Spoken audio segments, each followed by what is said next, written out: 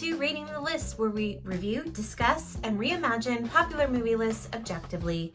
We're your hosts. I'm Jerry. And I'm Brad, and on this episode we'll be exploring number 44 from Sports Illustrated's The 50 Greatest Sports Movies of All Time. All right, and number 44 is The Deadliest Season.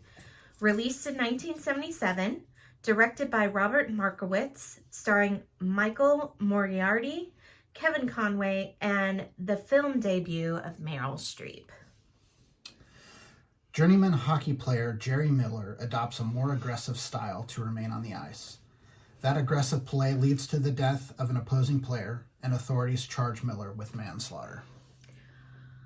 I really like this movie. It's a TV movie. Yeah, right? And if you recall from an earlier episode, we said at the time that we could not find a copy of this, so this is recorded out of order. We had a couple friends who were able to find us a copy of this. Yeah, thanks to you, Robert Rink, for finding this video for us. We were able to watch it. So yeah, we're coming back to number 44. Yeah, so this is a TV movie, which is part of the reason it's really, really difficult to find. Mm-hmm. So the copy that we had was clearly, recorded off of television by someone. Yeah, it was on a VHS tape. And then, transferred to digital, so the quality wasn't the greatest, but... Which is really sad to me, because this movie was really good. It was different, at a time where... we've watched, was it Any Given Sunday? Mm-hmm. About how the showmanship really plays into effect into football at a certain time. Well, it looks like the same thing might have been happening in the NHL, or not even in the NHL. That weren't they in a... I think it's technically the NHL. Okay. Back in the 70s, they wanted people to attend these hockey games, and so they thought, oh, you know what would be great is if these guys fought all the time and slammed each other and did all that, and the main character didn't feel like that was necessary, but he did it anyway because he wanted to get time on the ice. Yeah, so he's in his early 30s at this point. He's a journeyman player, so he's never been particularly great. But he's kind of always been, he's a good skater, and, he moves around the ice, and he's technically proficient in the game, but he's reached a point where, there's a point where his coach tells him he's got to play more aggressively, and he kind of doesn't do that and gets sent down into the minors, basically. So while he's down there, he just kind of becomes, an enforcer, a goon, mm-hmm. essentially, because he wants to make it back up and play at the highest level again, which he eventually is able to do. And, as a result, he has to keep playing that new aggressive style, and that unfortunately leads to the death of one of the opposing players. He hits him in the midsection with his stick, and it ruptures the guy's spleen, which ultimately kills him. Yeah, and it's not just an opposing player. It was his really good friend. Yeah, it's one of his best friends. They happen to be the other guy happened to have gotten traded. Yeah. So they were, really good friends, but in the course of this game, things got real testy on the ice, which happens. I mean, when you're competitive, even against friends. If you're really a competitive person, you just, Me? You. What about you? I'm very competitive, but yes. At least I admit it. Okay. Things can get, heated and that kind of thing, which is completely different than what your relationship is outside of that particular game, which is what happens here. They get into a fight on the ice. They both get a 5-minute penalty for fighting, and then upon, getting released, they're both, still pretty fired up, and he gets checked into the ice, and then there's a timeout, but he's so just in another zone that he doesn't even hear the timeout called, and ends up jabbing the guy with his stick. I also feel in that scene, he really doesn't want to go there with his friend. he doesn't seem like he wants to, like, he seems a little stunned that it's happening.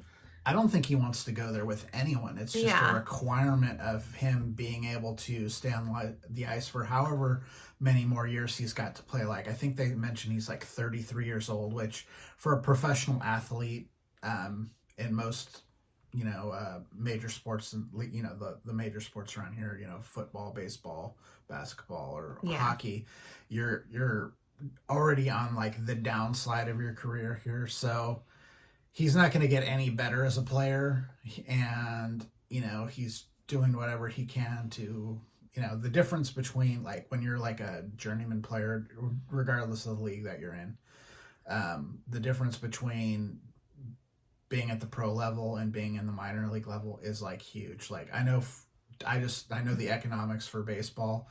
In baseball, like at the end of the year, like, it's called like a September call up, so they expand the rosters for the late end of the season. And if you're a minor league player and you get called up for September, the amount of money you make just at the league minimum for that month is as much or more than you made in your entire minor league season. So the financial pressures here are very, very high, for a guy of of his standing in the league. So he's got to do stuff that he doesn't necessarily want to do. And he's also married. Meryl Streep plays his wife, and I think they have one son. Yes. One son, and his father kind of plays a part in the picture. He's very aggressive about his son's what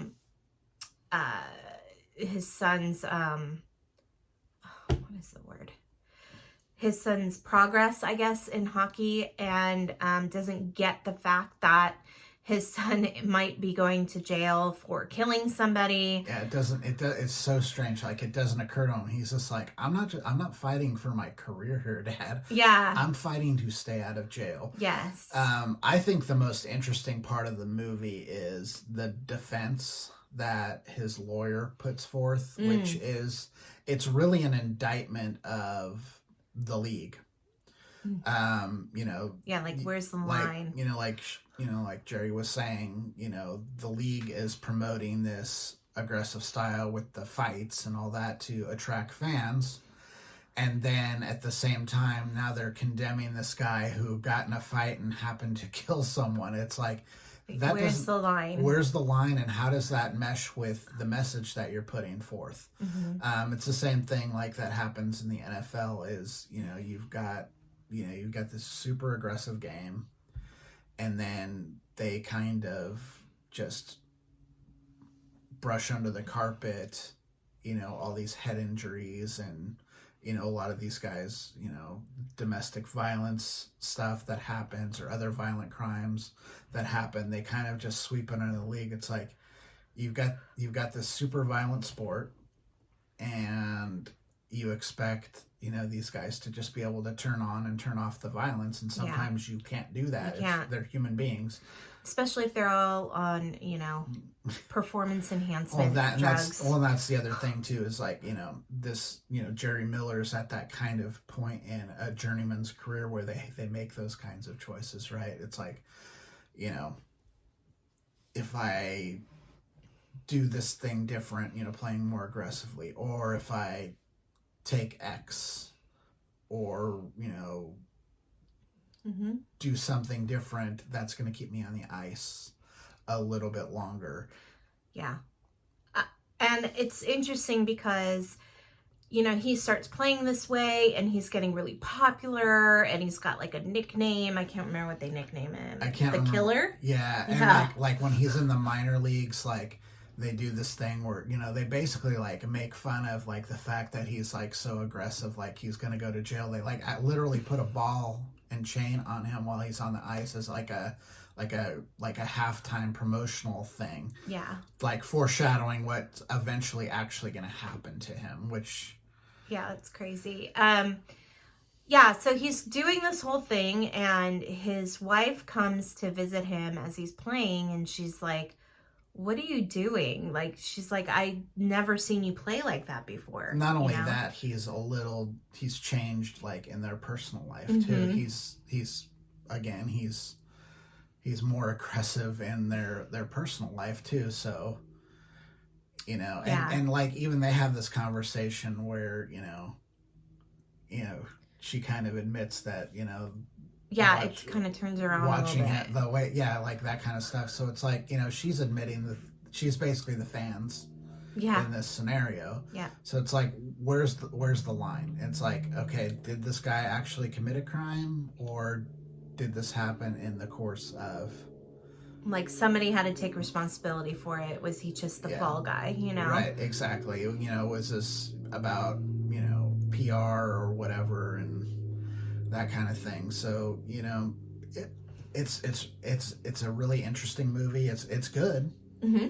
I mean, you've got a TV movie that's got, perhaps the greatest screen actor of all time in Meryl Streep, and you've got Michael Moriarty, who, if you look at his face, you'll recognize who he is. He's been in tons of stuff. He has been a working actor for like going on almost 50 years now, and probably, if you're like a Law and Order fan. He was on like one of the Law and Order shows for a couple of years. So, um, The only thing I didn't like about his performance was he was like always screaming.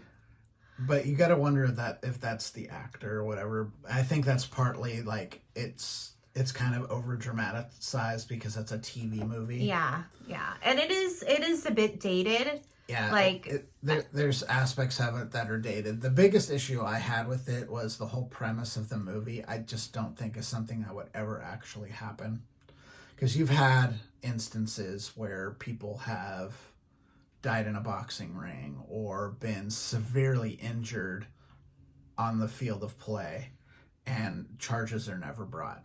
Like the only times I know like players have actually gotten charged with crimes are for completely innocuous shit. So Dave Winfield was in Canada, and like he somehow hit a bird with a ball or whatever, and like he got charged for a crime because he injured this bird, like weird stuff like that, but never for like something that happened player to player. Well, I think what they're trying to express is they're trying to say, maybe at that time when hockey was starting to get popular, maybe they were having this issue where the people were being extra violent for a reason, and maybe it was a problem. Or I guess, but I mean, maybe the movie was really about the line of where you draw it. Maybe. I mean, I get the theme of the movie, but I guess my point is, who was clamoring for this guy to get, charged with a crime? Was it the fans? I doubt it was the fans. Was it anyone else? Was it any of his opposing players? I don't think so, because they, that opens up a can of worms for them too if something happens on the ice with them. Was it the owners? I doubt it. They're, making money hand over fist because the fans are in the stands, because the fans are happy with the way the games are played. So it's just a weird thing. Like what was why was there a PR move to do this? The media. Yeah, but who cares? You know what I mean? It's the yeah, same. but they were under pressure for some reason. I think it was just basically that district attorney was kind of he just made it like a hot button issue. Yeah, but I mean, outside of that, you've got a good cast, especially for like a TV movie. Like, if you watched TV movies in the 70s, 80s, and early 90s, for the most part, they're pretty terrible. Every once in a while, you get a gem like this, and there's also one more movie. We won't spoil it. That shows up on this list that is also a TV movie and equally excellent. Yes. So this one was really good. I gave it a 62. Jerry gave it a 79. It was really good. So the list score is 70 and a half. We're finding that these sports movies were a little bit different. But yeah, so I would say if you'd like to watch this movie, watch it, but it's very hard to find. Super hard to find. But we had to go through some extreme yeah, measures let's not talk about it on film. Yeah. Yes, so highly recommend it. If you could find it anywhere, watch it. It's a good TV movie. So if you have any comments, maybe you've seen it, maybe you saw it when it actually aired. If you have and you want to comment, please do so on this video. If you're liking our content, please hit that subscribe button so that we can get more subscribers for our channel. If you want to contact us directly, please do so at ratingthelist@gmail.com. But I think that's it for now. I'm Jerry. I'm Brad. And we're Rating the List. We'll see you next time. Bye. Bye.